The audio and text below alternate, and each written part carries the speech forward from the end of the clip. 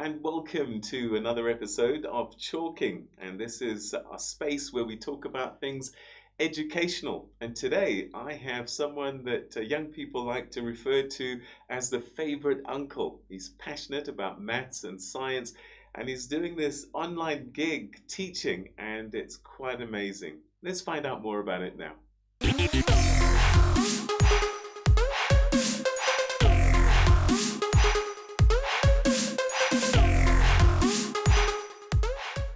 Mlungi Singh Kosi of Mlungi Singh Kosi Maths and Science fame. Thanks so much indeed for joining us. Welcome. Thank you so much, Peter. Thank you for having me. And it's a great privilege and an honor for me to be part of this interview. So Mlungisi, you're an educator and this has been your journey for the longest time. Tell us about that journey before we get into how you got online. My journey, actually, Peter, I studied engineering at the University of Pretoria, but someday I was actually just watching the graduation ceremony at the university, and unfortunately, people of color, if I may say, Black people, were underrepresented during that ceremony. And that is what actually, evoked the burden, if I may call it that, for teaching. In fact, in particular, that's why I actually chose to go and teach in an underprivileged area, so that I can try and just harvest as much potential as possible in that area. So you taught, and then what led to you branching out and going online? What was happening? All right, just to give a bit of background, Peter, I've been teaching for the past 13 years. And I've been in Soweto and, doing incredible work, at a school where I was teaching, in terms of developing people in the areas of maths and science. And, this has been a passion of mine, something that I did with absolute passion. Then 2020, COVID hits, and, everyone's locked down at home. And, that meant that teaching and learning was disrupted. The unfortunate thing is that we watched, with dismay, people in from affluent communities, if you don't mind me, using that word, continuing, being able to just adopt and migrate into a different platform, but teaching and learning continuing. But unfortunately, it was not the case, with people from under-resourced communities. And Peter, because I am just a natural, passionate teacher like that, I started imagining how we could sort of jump in, to aid the situation. And I then started, that's when the channel started. It actually, quite funny, Peter, the story is, I actually started with my own students from the school that I was teaching. And I said, look, guys, we are, at the moment, we don't have a plan. Let's just try and use YouTube as a platform to try and get ourselves out of the woods up until, because we didn't know how long lockdown was going to last. And so that's where the journey started. In fact, in my thinking, I started even imagining, the hopes of, some of the homes in under-resourced communities, how they, would be excited that a child is going into matric, but all of a sudden there's this huge disruption. And, I just had to do something about it. And that's when I took my, my pen and paper, and I started producing content on YouTube. So that's where the journey started. It is an inspirational story. And I suspect that even you could not have seen where it would get to and how it's growing so quickly. But it does ask the question, I guess, can children learn online? Before we get into it, a quick message from the sponsor of this episode. With over 6,000 videos covering all grades and most subjects, Dork is the most comprehensive online platform for extra lessons, exam revision, and homework assistance. For only 149 Rand a month, you get access to all grades and subjects, and also the ability to create up to 4 profiles under one subscription. They've got your whole family covered. Think Netflix, but for education. So sign up to Dork, click the link in the description below, and use the promo code CHALKING to get 20% off your first month. Let's get back into it. Well, Peter, as you know, I love mathematics, and you know, as the saying goes, numbers don't lie. I think you've seen the growth of our channel. You know, it's just been amazing. We are fast, you know, moving towards 100,000 subscribers. Thank goodness, in just a little over 2 years, you know. And I can tell you this, you can just go and read off from the comments, and you can just see from the feedback that we've been receiving that there is quite an appetite for the work that we are doing. You know, and honestly speaking, as I said, the numbers don't lie. You know, when you see children continuing to send messages and say, hey, look, I am where I am in terms of my results because of your intervention, it does actually tell you that there is not only just an appetite, but there is also you know, it addresses a need, you know, that also exists in our communities. Let's talk about that need, because clearly they're going to school, but there's something missing. What is that? Do we not have enough maths teachers, science teachers, and are those that are teaching, are some not as good as the others? Where's the gap? So, Peter, I want to just paint a picture, you know. The picture of a, you know, of a normal classroom setting, you know. So when you think about it, maths and science are highly specialized subjects. They require, you know, development from a very early age. And we know what it looks like, you know, from children in under-resourced communities in terms of, you know, adopting numeracy and literacy, by the way. But if you think about it, there's also quite a lot of your administration work that is required in teaching. And so I think that teachers sometimes find themselves overwhelmed and inundated with a lot of work, to an extent that unfortunately they're not able to give as much attention, you know, to teaching and learning effectively, you know, within the classroom. And that is why you'd see that, you know, there are always tutoring companies or, you know, some aids that are there to try and fill in the gap. Now, you'd imagine, Peter, if there is additional resources that are required, there's also money that is involved there. So which obviously means that the haves can actually find additional assistance, but unfortunately those who do not, you know, are not able to access additional assistance. Unfortunately, you know, we have a tendency in this country to try and jump in, you know, when it's already too late. That's an unfortunate thing. That, you know, there's a lot of resources that are aimed towards grade 12, but I think, in my opinion, that's a little too late, you know. So it does require that, you know, additional resources should actually be channeled, you know, towards the development of learners from an earlier age. So not to say teachers are doing an incredible job in the classroom, but unfortunately they find themselves, you know, inundated with a lot of work.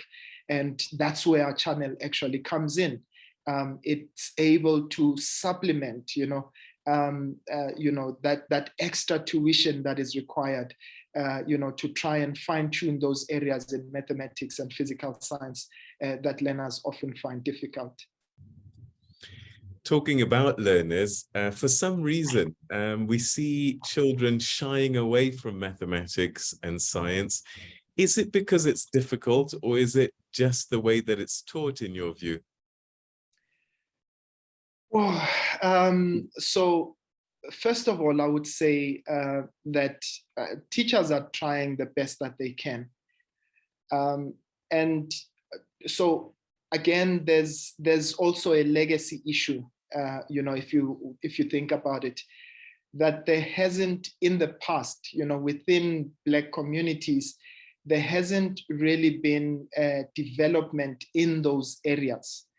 And so what government is trying to do is trying to, just channel as much resources to try and develop teachers. But as I said, there's only so much that you can do. As they would say in English, you can't teach an old dog new tricks, and not to say, it's not meant as an insult to anyone. But what I'm actually trying to get to is that actually the resources, in my opinion, should be more channeled towards, aiding teaching and learning within the classroom, meaning developing learners from an early age, to love mathematics. Now, the reason why they shy away, so there's this unfortunate stigma that is attached to maths and science, that it's difficult. But Peter, what has contributed to the success of the channel is that I try to actually show that you can use everyday models, to try and teach maths and science. I've got a lesson on stoichiometry where I use sugar and flour, things that learners can actually, identify with, things that they've seen and they've actually touched. So in this case, it's just a matter of being creative. But as I said, that creativity in my case is something that, developed when I was still in high school, going into university. And that's where the passion actually comes from. So I would say that learners tend to shy away, not only because it's difficult, but because of this unfortunate misconception that it's difficult. Not everyone is mathematically inclined, which, well, I can argue, to be quite honest, Peter, I believe anyone can learn maths and science. I guess I've tried to prove that with the work that I do on the channel. Well, you're doing great work, and it's really inspiring. And maybe we can start closing things up by talking about the future for yourself and also about education. Are we going to see more hybrids in online, in classroom, and other elements just to enrich that learning experience? All right, I'm not sure where to start, whether myself or let's talk about the future. Perhaps let me touch on that at the moment. So, Peter, I think if there's one constant in life, it's change. Okay. So for me, we cannot, on the one hand, be talking 4IR, when it comes to industry and all of that, and not want to develop the means of access to 4IR, from a learning perspective. In fact, if you ever asked me about education, I would say it's just a vehicle so that one could make meaningful change within society. And so if we're thinking 4IR in industry, we should be actually implementing 4IR within the classroom. So if you think about a platform like YouTube, it's providing that, experience to learners to say, you can learn from any environment that you're in. I always think about it this way, that, with YouTube or with, my tutorials, particularly on YouTube, you basically have teaching and learning at any given time on demand, but what you also have is that you've got a teacher at your disposal 24/7, so I don't see why we should be shying away from using platforms like YouTube, as I said, or any other means, by the way. So for me, teaching in the future definitely is a hybrid. There'll never be a point where you phase out the need for active teaching and learning that takes place within a classroom. That's important, but equally so, I believe that we should actually be talking about just fusing in every resource that we can garner, to try and aid the process of teaching and learning. And what about Mlungisi Nkosi? What's the next chapter? We see your YouTube channel growing phenomenally. You've got a website in development as well. So this is something I'm guessing that children beyond South Africa will benefit from. Peter, I'm actually just humbled to, tell you that already that's happening. I started teaching in Soweto. And now, they call me the favorite uncle. That's what my learners actually call me. Learners in South Africa, now we're found throughout the country. But what we've actually realized as well, because, virtual platforms actually give you instant feedback that you'll be able to see your reach, in real time. And I can tell you this, within the diaspora, we've been able to actually have reached there, within the UK as well, so the numbers are showing us that we've got a reach there. So personally, Peter, if you think that the channel is growing, I actually think it's only a minute percentage, because think about the data challenges that are there in the country. I can imagine how much more we can do if we try and make that platform as accessible as possible. So honestly speaking, from my side, I want to try and get learners in the most remotest part of our country, to actually hop onto the platform and use it so that they can empower themselves and access opportunities. So yeah, that's what we want to do next. We want to make education accessible, and we're going to stop at nothing to make sure that we achieve that goal. Mlungisi Nkosi, our favorite uncle. Thank you so much. So good talking to you. Yours is an inspiring story, and if we can duplicate you and multiply your channel, then our kids have got a fighting chance. Thanks so much indeed for joining us. Thank you so much, Peter. Thank you for the privilege, and I hope that people will be able to, even yourself, Peter, if you need help with maths and physics, well, I'll be your favorite uncle too. Brilliant. Thank you so much. Thanks so much. Take care. All right. Thank you so much.